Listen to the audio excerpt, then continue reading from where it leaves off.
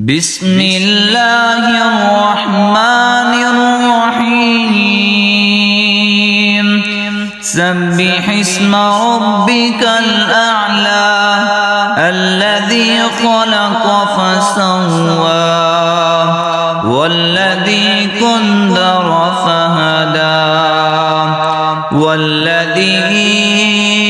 أخرج المرعى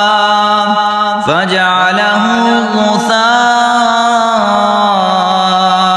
نحوا سنقرئك فلا تنسى إلا ما شاء الله إنه يعلم الجهر وما يخفى ونيسرك لليسرى فذكر إن نفعت الذكرى سيذكر من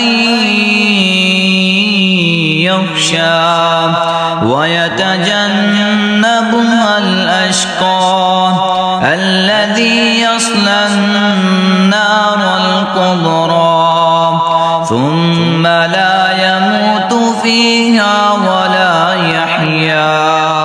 قد أفلح من تزكى وذكر اسم ربه فصلى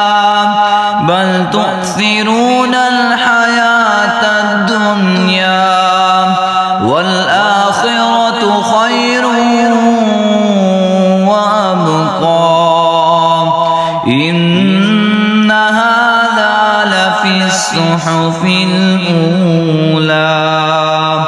صحف إبراهيم وموسى